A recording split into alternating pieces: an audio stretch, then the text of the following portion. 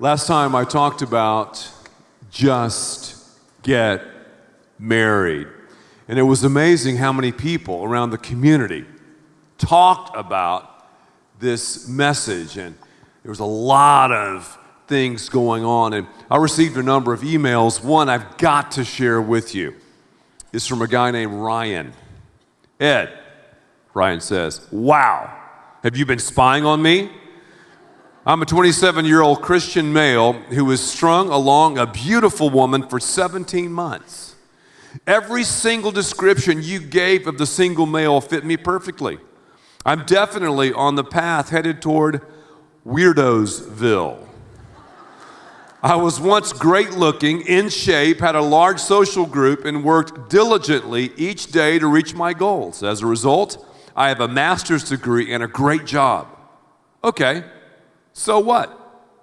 I mean, that means nothing now because I spend every single second of my spare time on the couch watching ESPN.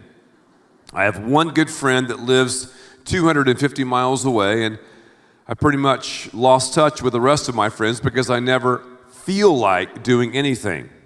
I just want to do nothing. That changes, though, when I'm with my girlfriend. When I visit her on the weekends, we go out with the friends, go out with each other, and live active lives. I become a normal person.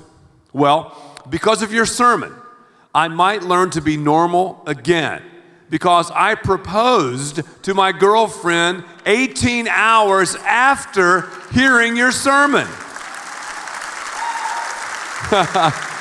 I'd already planned to propose to her around this time, but the whole "I'm not 100% sure" thought was racing through my head. I was waiting for a burning bush. Fortunately, your sermon was my burning bush. I can't think of a more powerful and direct sign from God that your pastor is preaching a sermon called "Just Get Married." Thankfully, she said yes. I can't believe she stuck around for 17 months. Anyway, take care and God bless. A sloth no more, Ryan. Is that great? Thank you, Ryan. But Ryan, you should have waited about 7 more days because this weekend, that's right, today, the title of my talk is "Just Don't Get Married." He should have waited. Just don't get married. So see, before you react too much about "just get married," you better hear the counterpart, "just don't get married." So say it with me, just don't get married. Marriage is not the easiest thing. So often it's the hardest thing, but it can become the greatest thing when you're willing to work. Marriage, I've discovered, is all about work. Lisa and I have written a book called The Creative Marriage. And in one of the chapters, we break down something that we call the MWE, the marital work ethic. It's just very simple because when you walk down the aisle and when you walk from the airplane, from your honeymoon into your apartment or home, you're walking into work. Now, our culture has sort of decaffeinated marriage. We said that marriage is just this kind of hookup. It's just this kind of connection that you do after you've done everything else, and it's kind of a platform for reproduction, a place where you can merge your incomes and have a nice little house with a white picket fence and 2.5 kids. Our culture, when you really take a step back and think about it, is very anti-marriage. But I understand why our culture would be anti-marriage, because our culture doesn't understand the depth and the beauty of marriage. Well, I'm here to tell you, marriage takes work. It takes work. So whether you're hearing my voice in Miami right now, downtown, Plano, or Fort Worth, read my lips, it takes work. And if you're not willing to work, if you're not willing to get into that labor of love, just don't get married, because you'll mess up your life, you'll mess up the other person's life, and if you happen to crank out a couple of kids, you'll mess their lives up too. So just don't get married. I just die laughing when people say, yeah, man, I'm going to get married. It'll simplify everything. What? What? Colossians chapter 3, verse 23. The Bible says, whatever you do, work at it with all of your heart, as you're working for the Lord, not for men. Work. So when I'm working, and I should, in marriage, whistle while I work.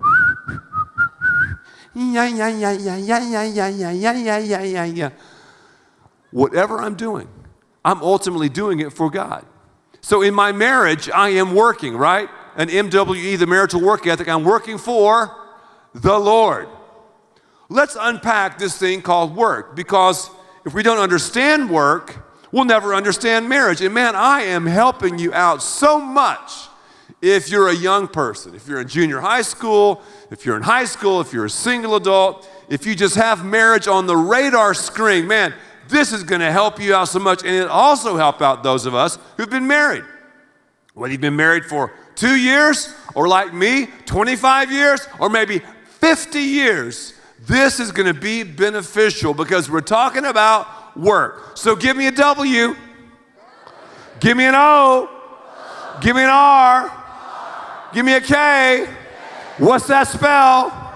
What does it take to have a great marriage? Why do many people bail out of marriage? Work. What is work? You know what work is? Work is worship.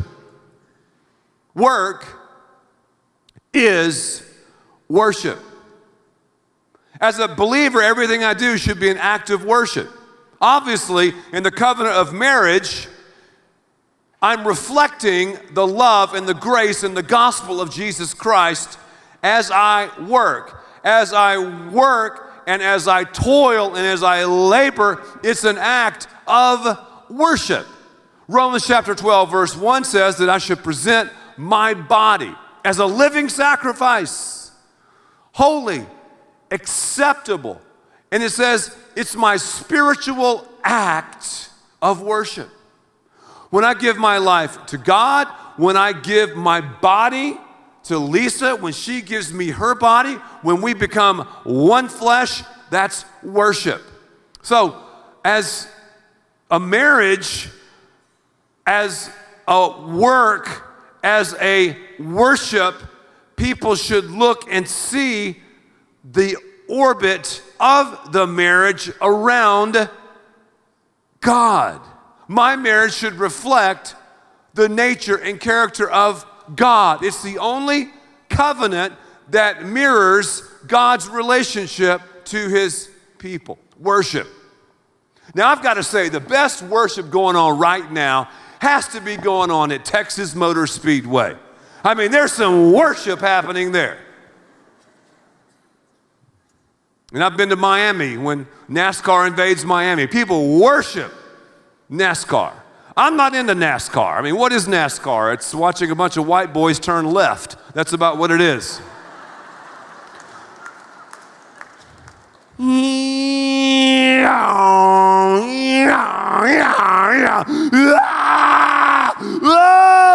Go for it. What is that? It's worship. Great worship, wrong object. Oh, we worship all the time. We're made to worship. Everybody worships. Once we bow the knee to Jesus, we're worshiping him. Everything we do, say, touch, and feel should be an act of worship to the Lord himself. I've got to worship God. And one of the ways I worship him is the way I treat my spouse. The greatest sermon I will ever preach is not from this stage. It is the way I treat Lisa. Marriage is about worship. You see, again, our culture has decaffeinated marriage. We have no idea what marriage is away from Jesus Christ. Marriage is so much deeper and broader and more powerful than our culture even knows. It's hilarious to listen to them talk about marriage. But really, we should understand why they're talking that way, because they don't know jack about marriage. Why don't they know jack about marriage? Because they don't know jack about Jesus. But once they find Jesus, once Jesus, by his grace and mercy, works inside of their life, they can work out what he, by his grace, has worked in. And in marriage, that is the kind of work and the kind of worship that God wants me to do. Because Jesus has worked himself into my life by a decision that I made years ago, Lisa and I can work out what he has worked in. So in marriage, we're just working it out. Our culture is all into respect these days. Have you heard about that? The cry of our culture. Man, don't disrespect me. Respect, respect, respect. We're always talking about respect. Have you heard that? Man, the young people, that's one of their favorite words. Respect. Don't disrespect. We're all about getting respect. Oh, I want to get respect. I want to get respect. I want to get respect. And in marriage, that'll totally mess it up when you're about getting respect in marriage. If I'm always thinking about Lisa, respect me, Lisa, respect me, Lisa, respect me, Lisa, respect me. Oh, I'll have a horrible marriage.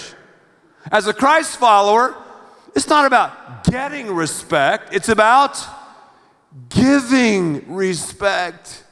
You see, again, following Jesus is countercultural. It's the salmon swimming upstream. The way up is down. The first shall be last. I grow. My marriage goes to a wholly another level when I think about her needs, not mine. When I give her respect and when I'm not worried about, oh, give me respect, give me respect, give me respect. And again, that's why the world will never, ever understand marriage. Because the world is about, oh, I'm the man, I'm the woman, it's all about me, give it to me, I gotta get respect. No, it's about the other. For God so loved the world that he gave. Genesis chapter 2, verse 24. There's a 3-word phrase that is so difficult and so tough, yet it's so supernatural. We've got to talk about it. Becoming one flesh. That's the math of marriage. 2 shall become 1. 1 plus 1 equals? Right. 1 plus 1 equals 1. One flesh, oneness, but becoming? Wow, I'm still working on that. Lisa's still working on that. If you have your Bibles, again, I want you to turn quickly to Ephesians chapter 5, verse 33. Talking about respect, it says, each one of you also must love his wife as he loves himself. And the wife must, what? Respect her husband. So it should be a respect contest. We should be just giving and giving and giving and giving and giving and giving and respect. Because respect, first of all, starts when we worship God. And because we're worshiping God and focusing on him, we are respecting others. What is work? It's worship. Not only is it worship, what is work? Work is all about order. It's about order. Whenever you feel like you're out of order, whenever you feel like you're disjointed, whenever you feel like there's dissonance, whenever you feel like things just aren't clicking, and again, I'm talking to those who are Christ followers, you know? If you ever feel like that, I guarantee you, you're out of God's order. Again, if you don't want to worship, if you don't want to have order, just don't get married. But if you do, if you're a Christian and you have the desire for the opposite sex, I believe it's God's will for you to get married. Order will happen. Order. God's a God of order. The creation is all about order. Within order, what do you have? Creativity. Within order, what do you have? You got work. So you got order, work, and creativity. Creativity, order, work. God, Genesis chapter 1, verse 1, started the creative process. Creativity is framed in the scriptures. Revelation 21, verse 5, God enters and walks through eternity creating things that are new. Every single day as I wake up in this order, in this covenant of marriage, guess what? I've got a chance to create something. I can create walls or I can create community. I can create problems or I can create plans and purposes. Marriage should be the most creative relationship in the universe. Well, how about romance? Romance is work. That's what romance is. Romance without finance is a nuisance. Oh, that was good right there. I might buy this tape myself. I'll say it again. Romance. The ladies are like, preach it. Romance without finance is a nuisance. We have to work. Men, what we use to get her is what we use to keep her. Your work ain't done once the pastor says, having pledged your faith and love to each other, having sealed your solemn and significant vows by the giving of your signatures and acting by authority vested in me by state of text, laid to heaven for thine, like now press your husband and wife in the presence of God and these symbols. That was the marriage pronouncement. The work doesn't stop then. It's just beginning. It's just beginning. It's just beginning. It is just beginning. So work is worship. Work is order. Within order, you've got creativity. You've got the opportunity to be predictably unpredictable. But I understand with order, sometimes there's monotony. There's some monotony in marriage. You know, you move from romance, the honeymoon, to boom, reality. Whoa! And reality bites, right? What do you do, man? What do you do when it becomes monotonous, when it becomes sort of boring? And then those things that your spouse does just kind of gets on your nerves. Those idiosyncrasies, you know what I'm talking about? Did you have those? Man, Lisa has one. She's not here in this service, but she has one. My wife, when she drinks water or iced tea, here's what she sounds like. She is a loud swallower. I mean, it like echoes. Wow. And after about 10 straight swallows, I'm like, stop it! I've heard the loud swallowing for 25 years. It gets on my nerves. How many loud swallowers do we have in the house? Man, hands are going up everywhere. God bless you in the balcony. That's unbelievable. And you know what? One of our twins is a loud swallower too. She's caught it from Lisa. It drives me crazy. I was trying to think, do I have any idiosyncrasies that bother Lisa? No, I couldn't think of any.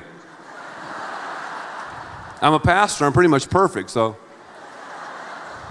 that's her problem. But if we're not careful, and those things are fun, we laugh at those things, and we understand familiarity, but if we're not careful, familiarity can breed some serious stuff. It can breed contempt. So that's why I've discovered in marriage, because marriage is a place of grace. Remember this? This kind of rhymes. If you have the urge to merge, get in covenant with another Christ follower, get married, and you'll discover that marriage is a place of grace. What is grace? Unmerited favor.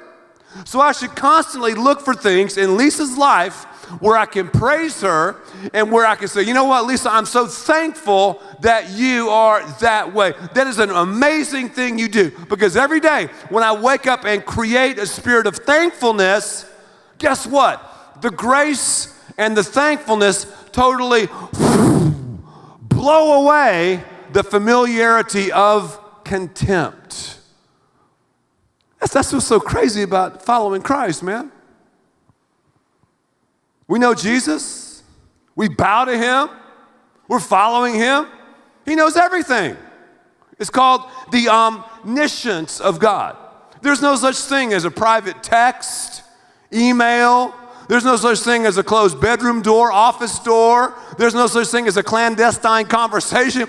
God knows it all, warts and all, inconsistencies and all, weird stuff and all, funkiness and all, yet He still is crazy about you and me. Is that amazing? Our God is amazing. That's how much He loves us. In marriage, we know everything about each other. We know everything about each other. Here I was describing God, and guys are like, are you talking about my spouse? Get it? A little joke? Omniscient? Yeah, okay. Yeah, that wasn't really a joke. That was serious, wasn't it? But in marriage, we do indeed reflect the omniscience of God because we do know everything about our spouse, yet within the covenant, we're called to work. We're called to worship, to reflect God by our attitudes and aptitudes and abilities and love and romance and sexual fulfillment. We're called to worship within that. And all those things I listed are about worship. We're called to be in order. We got to realize that the mantle of leadership has been given to the man. Is he saying the man is superior and the woman is inferior? No. Equal in form, unique in function. We've been given the mantle of responsibility. We're the umbrella fella. We hold the umbrella. She is beneath it. That's the order of God, the authority of God. But there's another part of work that I've been waiting to share with you, but I guess now I'll share it. It's probably the most difficult thing in marriage. I mean, I'll just put it out there. Reconciliation. Whoa. Well, the Bible tells me that as a believer, again, I'm talking to Christ followers now. If you're not a believer, listen, because I think you'll become a believer if you hang out here for a while, but listen to this. 2 Corinthians chapter 5, verse 18. All this is from God. I mean, we can't do it. We can't manufacture it. Who reconciled us to Himself through Christ and gave us the ministry of reconciliation. I mean, that's the reason that I have a great marriage today. It's not because of me. It's not because of Lisa. It's because of the ministry of reconciliation. It's because Lisa and I are never, ever willing to leave the ministry of reconciliation. You show me someone who's gone through a divorce, and I'll show you a party who has left the ministry of reconciliation. What is reconciliation? It's the gospel. What is reconciliation? The place of grace. Reconciliation is something we don't deserve. God reconciled us to Himself through Jesus Christ. It was unmerited. It was totally supernatural. It was something from God. We either receive that or we don't. Right before Jesus died, He said, the work is finished. And again, I'll say it again, as we allow Jesus to work in His grace and mercy, we can work it out in marriage. And one of the things you got to work out is reconciliation. I mean, you got a fallen and fallible sinner on one side. You've got another fallen and fallible sinner on the other side. You've got issues, you've got conflicts, you've got junk. You're going to have fights and arguments and conflicts and disagreements. We better have something supernatural that's on tap, and it's called the ministry of reconciliation. Last week, I beat up on the guys. I did, man. Well, today, I'm going to beat up on the women a little bit because, ladies, let's talk about the ministry of reconciliation. First of all, let me talk to the guys right quick. Guys, we are great at reconciling. Let's just give ourselves a hand. Guys, come on, man. We are gifted at reconciliation. God has given us this ability because the word husband is really from two words, house, band. I am to keep the house banded together. I am the umbrella fella. I am to take the initiative to do the work of reconciliation. when Lisa is 99.9% wrong and I'm 0.1% wrong, I'm to go to her and to initiate the reconciliation. I don't say, hey, Lisa, you were 99.9% wrong and I'm only 0.1% wrong. No, I don't say that. I say, Lisa, you know what? I was wrong. Will you forgive me? I'm to take the initiative to do that. And guys, we are great at saying, honey, I'm sorry. Will you forgive me? Aren't we good at that? We can say that quick. Now, why are we so good at that?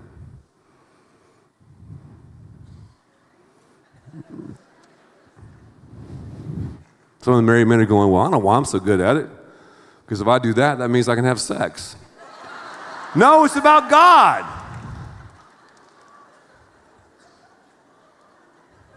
It's about God. It's about God. We think about the cross. We think about reconciliation. We think about what God did for us and through us. So we should quickly reconcile with our spouse.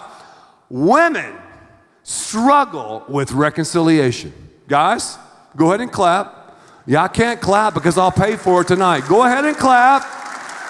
Last week I said women are smarter than we are. You know that. If you don't know that, guys, man, just hang around for a while. Just talk to a woman, and you'll discover in about 10 minutes she has thought about 4 or 5 places and spaces beyond and above our realm. So women are smarter than we are. We got to accept that. However, God has leveled the playing field when it comes to intelligence. You see, he's given women emotion. And so often the emotions can cloud the logic. So it sort of evens the playing field, guys. It's okay to laugh, man. Women, though, have a hard time saying, I'm sorry. I was wrong. Will you forgive me? What do women say? I'm just not there yet, honey. I just don't feel it yet. Just let me have my space. I want to see some change before you come and say, I'm sorry, will you Is that right? Ladies, come on now. Take a look at Jesus. What if he would have held grudges? What if he would have said, you know what, I'm just going to wait? What if he would have said, you know, I just don't feel like it? Okay. I'm telling you. Reconciliation, that's where it's at. Every marriage has the same struggles.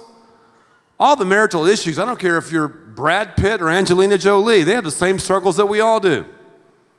All marital conflict revolves and is resolved around PMS.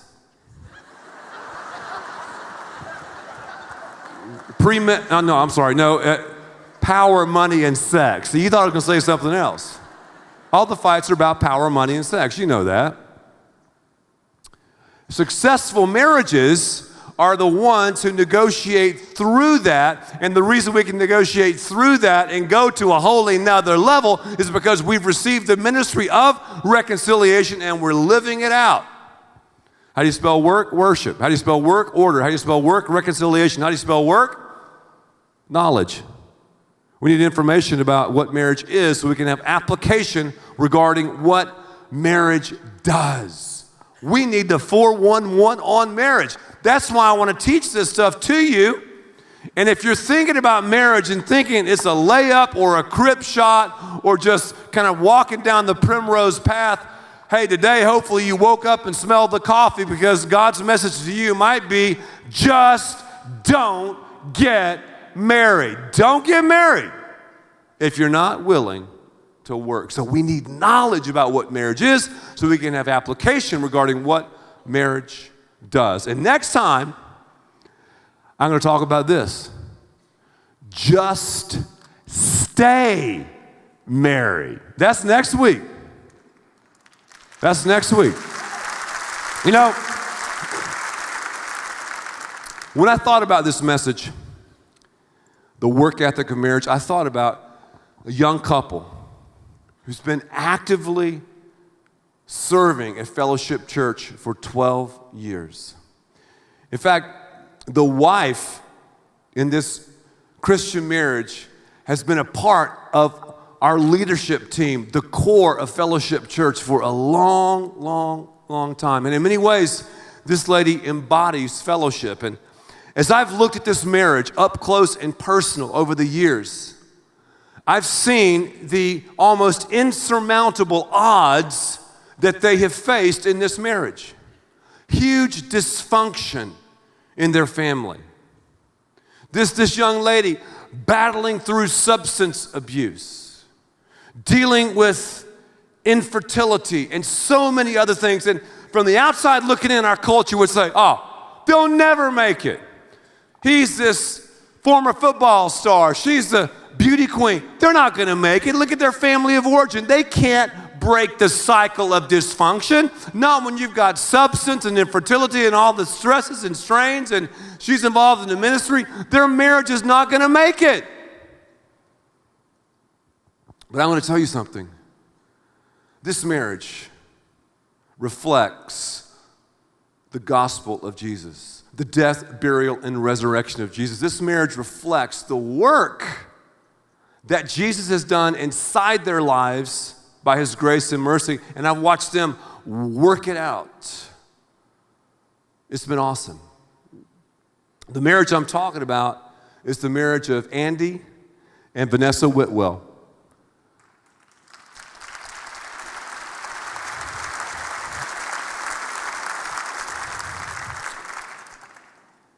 Thursday, Vanessa collapsed.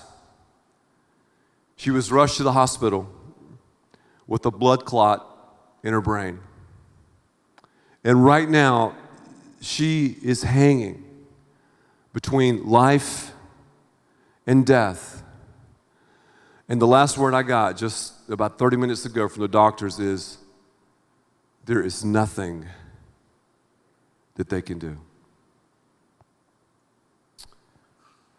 As I've been up there over the last several days, as many of our staff and team have been up there, those of us who served with Vanessa and have known them and their marriage and their struggles so well, it's been such a witness and it's such a testimony to all of us about marriage being a place of grace. Because when you get into a situation like that, where someone, it seems, has been just taken from us in the blink of an eye, you're not thinking about cars or clothes or cash or houses.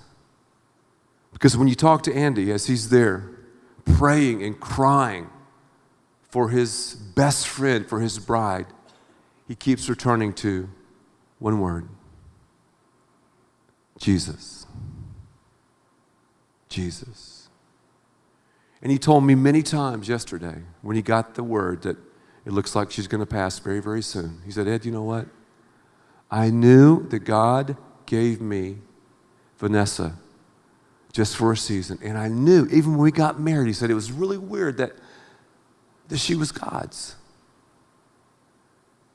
And just to know them and to see the work that they have put into practice, to see the love and the unselfishness, to see the creativity, to see how they've dealt with the familiarity of contempt is just literally mind-blowing.